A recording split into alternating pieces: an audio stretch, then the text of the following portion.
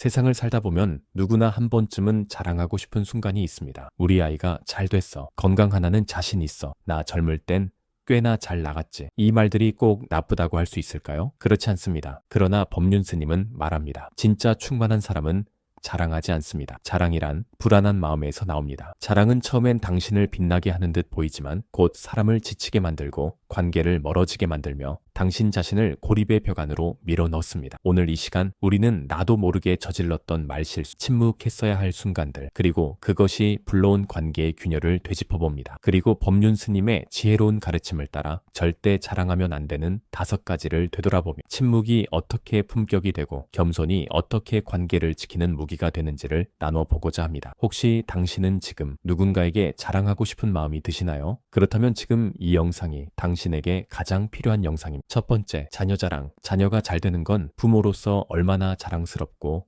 뿌듯한 일입니까? 그건 말로 표현할 수 없는 감동이죠. 내가 흘린 땀과 시간, 모든 희생이 결실로 돌아온 것 같고 세상이 당신 잘 키우셨네요 하고 칭찬해주는 듯한 기분도 듭니다. 그래서 우리는 그 말을 꺼냅니다. 우리 아들이 판사야. 우리 딸은 외국에서 박사 땄어. 사위가 삼성 다녀. 손주는 수시로 서울대 갔어. 이 자랑은 처음엔 뿌듯함이고 한두 번은 괜찮습니다. 하지만 문제는 그 말이 습관이 되는 순간입니다. 자랑이 반복될수록 그 말은 나의 기쁨이 아니라 타인의 부담으로 바뀝니다. 듣는 사람의 마음엔 아주 조용하게, 아주 천천히 금이 갑니다. 나는 왜 이렇게 살까? 나는 왜 저런 자식이 없을까? 혹시 나는 부모로서 실패한 걸까? 이 회한과 자책은 말로 표현되지 않지만 그들의 표정과 어깨에서 분명히 느껴집니다. 그렇게 자랑은 관계를 조금씩 멀어지게 합니다. 노년기에 자녀 자랑은 공감이 아니라 비교가 됩니다. 누군가는 자식이 다니던 회사를 그만두고 누군가는 며느리와 사이가 안 좋아 마음을 다치고 누군가는 손주의 등록금을 걱정하며 밤잠을 설치고 있는데 그 자리에 앉아 우리 아들은 이번에 해외에서 인센티브만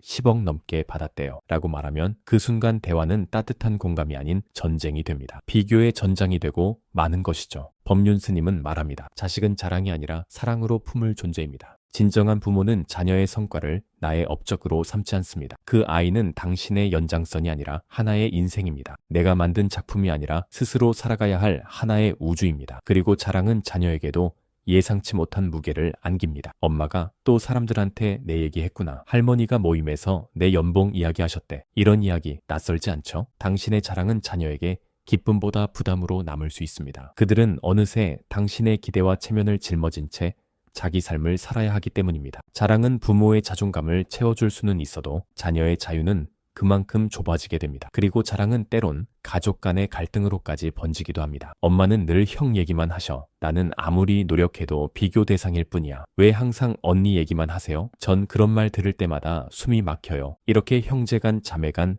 균열을 만드는 원인이 되기도 하죠. 진짜 위대한 부모는 자랑하지 않습니다. 말하지 않아도 빛나는 사랑, 자식의 이름 뒤에 내가 키운 아이야 라고 말하지 않아도 그 눈빛에서 느껴지는 따뜻함, 그 손길에서 전해지는 축복이 오히려 더 깊은 울림이 됩니다. 부모의 침묵은 아이를 자유롭게 하고 부모의 경청은 아이를 당당하게 만듭니다. 그래서 침묵은 품격입니다. 내 아이의 삶을 있는 그대로 응원하고 말 대신 미소로 기도해주는 것이 진정한 부모의 모습일지도 모릅니다. 두 번째, 건강자랑. 나는 약 하나 안 먹어요. 정형외과 난 한 번도 가본 적 없어요. 이런 말들 자랑일까요? 아니면 경고일까요? 건강이란 이상한 것입니다. 있을 땐 자랑하고 싶고 잃고 나서야 소중함을 깨닫게 됩니다. 그리고 더 위험한 건 그 자랑이 누군가에겐 무모한 도전으로 작용할 수도 있다는 점입니다. 서울 한 노인정에서 있었던 실화입니다. 매일 아침 요가 수업에 빠지지 않고 참여하던 77세 박 할머니는 자신의 건강을 늘 자랑했습니다. 요가만 하면 모든 병이 사라진다니까요. 난 병원 갈 일이 없어요. 약도 안 먹어요. 그 말은 어느새 주변 어르신들에게 영향력을 갖기 시작했고 어느 날 무릎이 좋지 않았던 80세 강 어르신이 따라하다 전방 십자인대 파열로 입원하게 되었습니다. 그날 이후 박 할머니는 아무 말도 하지 않았습니다. 아무도 그녀를 비난하지 않았지만 그 자랑이 누군가에게 고통을 주었다는 사실은 누구보다 본인이 잘 알고 있었을 것입니다. 건강은 조용할수록 빛납니다. 자랑하는 순간 우리는 방심하게 됩니다. 난 괜찮아. 이 정도는 해도 되지. 이 과신은 경계심을 무디게 만들고 우리 몸의 숨은 경고음을 듣지 못하게 만듭니다. 법륜 스님은 말합니다. 건강은 조용히 지킬 때 진짜 건강이다. 그리고 건강 자랑은 생각보다 더 많은 사회적 손실을 낳습니다. 첫째, 정기검진을 미루게 만듭니다. 나는 건강하니까 굳이 안 받아도 돼. 이렇게 말하는 분들일수록 나중에 더 큰 병을 갑작스럽게 마주하게 됩니다. 둘째, 노후 의료 준비를 소홀히 하게 됩니다. 나는 병원 갈 일 없으니까 보험도 필요 없어. 하지만 통계는 다르게 말합니다. 국민건강보험공단 자료에 따르면 65세 이상 노인의 73%가 1년에 한 번 이상 입원 치료를 경험하고 그중 상당수가 의료비 부담으로 생활고를 겪었다고 합니다. 셋째, 건강 자랑은 가족의 오판을 부릅니다. 아버지는 아직 정정하시잖아. 엄마는 아무 문제 없다니까. 이런 인식이 쌓이면 가족들은 어르신의 상태를 제대로 돌보지 않게 됩니다. 결국 응급 상황이 오고 나서야 후회하게 되죠. 진짜 지혜로운 사람은 건강을 자랑하지 않습니다. 오히려 스스로 더 조심하고 혹시 모를 상황을 미리 준비합니다. 건강은 자랑이 아니라 책임입니다. 내 몸 하나를 지키는 일이지만 그 영향은 배우자, 자녀, 가족 전체에게까지 이어지기 때문입니다. 또 하나, 건강 자랑은 은근한 심리적 압박을 남깁니다. 누군가는 그 말을 듣고 자신의 통증이 괜히 더 창피해집니다. 난 아직도 무릎이 아픈데 나는 왜 이렇게 자주 병원 가는 걸까? 자신을 괴롭게 만드는 내적 비교가 시작되는 거죠. 부산의 한 실버타운에서는 이런 일이 있었습니다. 평소 나는 약도 안 먹고 보약도 안 먹어요 라고 말하던 어르신이 있었습니다. 그의 말을 듣고 영양제를 끊은 70대 어르신이 빈혈로 쓰러져 응급실에 실려갔고 그 이후로 건강 이야기는 그 공간에서 금기어가 되었다고 합니다. 그만큼 건강 자랑은 생각보다 위험한 말입니다. 그것은 자기 과신일 뿐만 아니라 다른 사람의 건강까지 무너뜨릴 수 있는 무언의 권유가 됩니다. 법륜 스님은 말합니다. 젊을 때의 건강은 하늘이 준 선물이지만 노년의 건강은 스스로 가꾸는 정원이다. 그 정원은 매일 물을 주고 병해충을 예방하며 가끔은 전문가의 손길을 받아야 합니다. 아무리 오늘 정원이 아름다워도 내일 폭우가 온다면 대비하지 않으면 다 무너질 수 있는 것처럼 지금 건강하다는 것, 그건 감사의 이유이지 자랑의 이유는 아닙니다. 지금 건강한 사람일수록 오히려 조용히 준비하고 겸손하게 점검해야 합니다. 그것이 진짜 건강입니다. 그것이 진짜 지혜입니다. 세 번째, 과거의 영광 자랑. 내가 젊었을 땐 말이야. 이 문장으로 시작하는 이야기. 우리는 어릴 적부터 수도 없이 들어왔고 이제는 어느새 우리 입에서도 자연스럽게 튀어나옵니다. 과거의 이야기는 소중한 추억이고 때로는 좋은 교훈이 되기도 합니다. 하지만 반복되는 과거 자랑은 어느 순간부터 듣는 이에게 부담이 되고 지금의 내 모습과 연결되지 못한 고립된 기록이 돼버립니다. 서울의 한 요양원에서 실제로 있었던 이야기입니다. 김영우 어르신은 30년 전 대기업 임원이었습니다. 내가 임원 시절엔 부하 직원만 수십 명이었지. 그땐 4인 하나로 수억이 움직였어. 이런 이야기를 입에 달고 살았습니다. 처음엔 다들 존경의 눈으로 그를 바라봤지만 시간이 지날수록 그의 말이 시작되면 자리를 피하는 사람들이 늘어났습니다. 왜일까요? 그의 말은 지금이 없었기 때문입니다. 항상 어제만 머물러 있었기 때문입니다. 법륜 스님은 말합니다. 과거에 사는 사람은 현재를 외롭게 만든 과거는 자랑이 아니라 교훈이 되어야 합니다. 그리고 과거의 영광은 혼자만의 빛이어야지 누군가를 눈부시게 만들거나 눈 감게 만들면 안 되는 것입니다. 그 영광은 누군가에겐 오히려 상처가 되기도 합니다. 당신이 자랑하는 그 시절에 어떤 사람은 직장을 잃고 어떤 사람은 가족을 부양하기 위해 밤새 막노동을 했을 수도 있습니다. 나는 그땐 명품 양복을 5벌씩 맞췄지. 이 말은 당신의 자부심이지만 듣는 누군가에겐 자신의 인생을 스스로 깎아내리게 만드는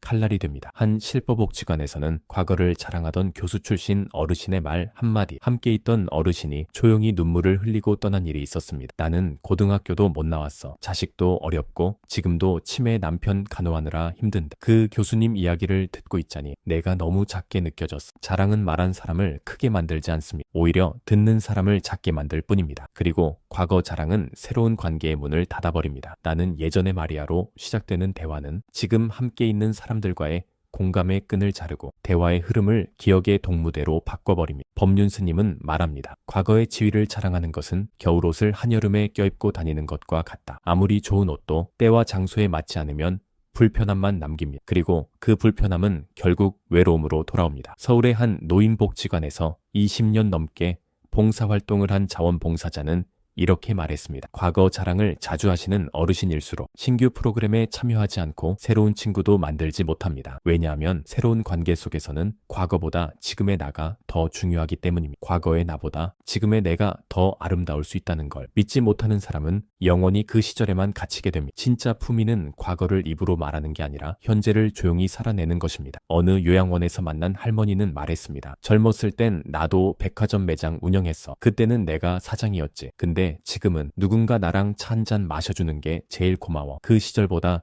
지금이 훨씬 더 외롭거든. 지금 이 순간의 관계가 과거의 모든 영광보다 중요합니다. 자랑은 시간의 무게를 키우는 게 아니라 지금의 나를 작아지게 만들 수도 있습니다. 그래서 우리는 과거는 말하지 않아도 스스로 빛나는 내 인생의 배경화면으로 남기고 지금이라는 시간을 더 정성스럽게 살아가야 합니다. 네 번째, 재산과 돈 자랑. 우리 아들이 반포에 아파트 사줬어요. 난 백화점 VIP라서 쇼핑은 거기서만 해요. 생활비 손주가 월 200씩 보내줘요. 이런 말들, 당신은 그냥 자랑이 아닌 소소한 일상 공유라 생각할 수도 있습니다. 하지만 그 말을 들은 누군가는 조용히 한숨을 내쉬고 속으로 생각합니다. 나는 왜 이렇게 살까? 난 아무것도 가진 게 없는데. 우리 아이는 아직 백수인데. 재산 자랑은 다른 자랑과는 다릅니다. 그것은 숫자와 격차로 마음을 찌르는 자랑입니다. 가난한 사람에게 자식 자랑은 비교지만 재산 자랑은 존재 전체에 대한 박탈감을 느끼게 합니다. 더 무서운 건 이런 자랑은 단순히 감정만 상하게 하지 않습니다. 때론 범죄의 표적이 되기도 합니다. 서울 강남의 한 경로당. 이영실 어르신은 평소 큰아들이 용돈을 한 달에 500만 원씩 보내준다고 자랑하셨습니다. 그 말은 금세 주변 모임 단체 채팅방으로 퍼졌고 어느 날 그녀는 아들 친구라며 접근한 누군가에게 전화를 받았습니다. 결국 수천만 원의 보이스피싱 피해를 입었습니다. 법륜 스님은 말합니다. 돈을 자랑하는 순간 사람은 멀어지고 돈만 남습니다. 자랑은 향기입니다. 그리고 향기는 벌을 부릅니다. 당신이 퍼뜨린 달콤한 말은 좋은 사람만 불러들이는 것이 아닙니다. 게다가 돈 자랑은 가족 관계까지 흔듭니다. 한 할머니는 아들이 건물을 세 채나 가지고 있다고 자랑하던 중 며느리가 밖에서 그 이야기를 듣고 참지 못해 집을 나갔습니다. 어머니가 다 떠벌리고 다니니까 사람들이 저를 어떻게 보는 줄 아세요? 그 재산이 제 건가요? 밖에 나가기가 부끄러워요. 그 후 아들은 이혼했고 손자들도 더 이상 찾아오지 않았습니다. 재산 자랑이 부른 결과는 세대가 이어온 가족의 끈을 끊어버린 것이었습니다. 법륜 스님은 경고합니다. 돈을 자랑하는 건 연못에 돌을 던지는 것과 같습니다. 물결은 퍼지지만 결국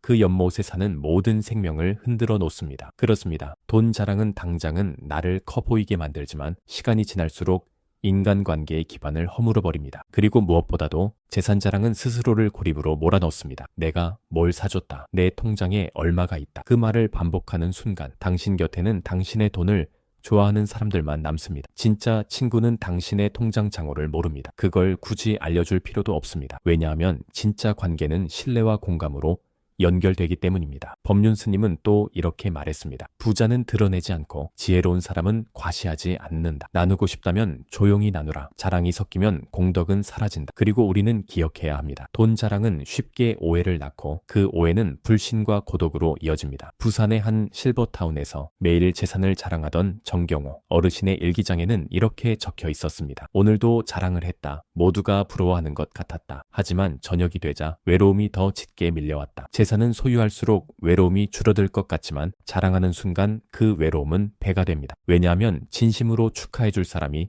사라지기 때문입니다. 진짜 부자일수록 조용합니다. 진짜 나눔은 숨은 곳에서 이루어집니다. 자랑은 가진 것을 더 커 보이게 만들지만 마음을 작게 만들고 관계를 끊습니다. 그리고 잊지 마세요. 내가 말한 그 한 문장 때문에 누군가는 오늘 밤 잠을 못 이룰 수도 있다는 것을요. 다섯 번째, 인성과 도덕성 자랑. 나는 평생 남의 말 안 해봤어요. 나는 단 한 번도 거짓말을 한 적이 없어. 돈 앞에서도 흔들리지 않았어요. 이 말들 듣기에 어때 보이시나요? 처음에는 정말 대단한 분이네 라고 느낄 수도 있습니다. 하지만 이상하게도 그런 말을 자주 듣다 보면 어느 순간 조심하게 되고 거리를 두게 됩니다. 왜일까요? 그 이유는 간단합니다. 진짜 인성은 말하지 않아도 드러나기 때문입니다. 향기로운 꽃이 나 향기롭지? 라고 말하지 않듯 참된 인성도 굳이 소리내지 않아도 사람의 마음을 움직입니다. 법륜 스님은 말합니다. 인성을 자랑하는 순간 우리는 스스로 도덕이라는 감옥에 갇히게 됩니다. 한 노인복지관에서 있었던 이야기입니다. 80대 김상철 어르신은 항상 이렇게 말하곤 했습니다. 나는 절대 남의 물건을 탐한 적 없어. 나는 평생 정직하게 살았어. 거짓말 한 번 안 했지. 모두가 존경했지만 한편으로는 불편해졌습니다. 그의 말이 실수조차 허용하지 않는 분위기를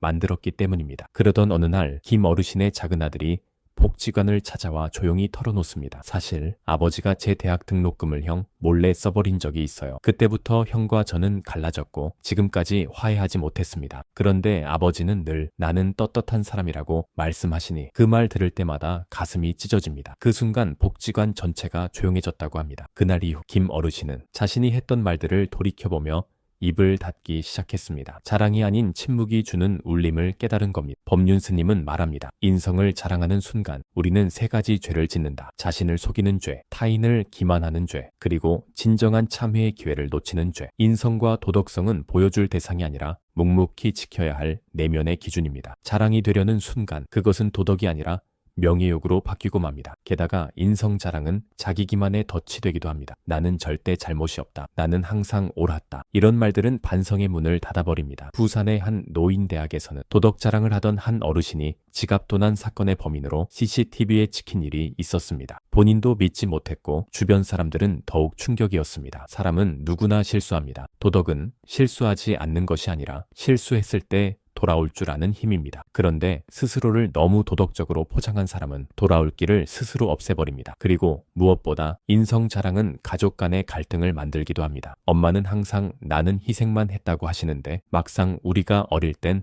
감정적으로 무서운 존재였어요. 아버지는 나는 깨끗하게 살았다고 말하지만 우리에겐 감정 표현 한 번 없는 벽 같은 분이셨죠. 그 말들 속에는 진짜 상처받은 가족들의 목소리가 숨어 있습니다. 법륜 스님은 말합니다. 진짜 인성은 깊은 강물과 같다. 소리 없이 흐르지만 누구보다 멀리 간다. 당신이 정말 인격적으로 존경받는 사람이라면 그건 당신의 말이 아니라 당신 주변의 사람이 증명할 것입니다. 그리고 가장 무서운 건 인성 자랑이 영적 성장을 멈추게 한다는 점입니다. 나는 다 배웠다. 나는 이제 완성됐다. 이 마음이 드는 순간 그 사람은 더 이상 성장하지 않습니다. 자기 안의 어둠을 보지 못하게 되기 때문이죠. 진짜 깨달음은 자랑이 아닙니다. 매일매일의 성찰 속에서 피어나는 조용한 깨우침입니다. 우리는 누구나 불완전합니다. 그걸 인정하는 사람이 진짜 강한 사람입니다. 자랑은 나를 빛나게 만들지 않습니다. 오히려 그 자랑의 그림자가 누군가를 작게 만들고 결국 나 자신마저 외롭게 만듭니다. 그러니 오늘 그 한마디를 꺼내기 전에 스스로에게 이렇게 물어보세요. 지금 이 말 진짜 말해야 하나? 당신이 멈춘 그 침묵이 누군가에게는 가장 큰 위로가 될 수도 있으니까요. 오늘 우리가 살펴본 자랑하면 안 되는 5가지는 그저 말의 문제가 아닙니다. 그 안엔 우리의 불안, 외로움, 인정받고 싶은 욕망이 숨어 있습니다. 그리고 그 욕망은 때로 관계를 망치고 사람을 잃게 만듭니다. 법륜 스님은 마지막에 이렇게 말씀하십니다. 자랑하고 싶은 순간 그 마음을 조용히 가슴에 묻어두면 그것은 더욱 깊은 감사로 바뀐다. 자녀는 감사로 바라보고 건강은 겸손으로 돌보고 과거는 교훈으로 남기고 돈은 나눔으로 사용하고 인성은 침묵으로 증명하는 것. 그것이 바로 자랑보다 강한 품격입니다. 오늘도 당신의 말 한마디가 누군가의 마음을 지켜주기를 그리고 당신의 침묵, 당신의 격을 올려주기를 바랍니다. 말은 줄이고 삶은 깊어지는 하루가 되시기를 감사합니다.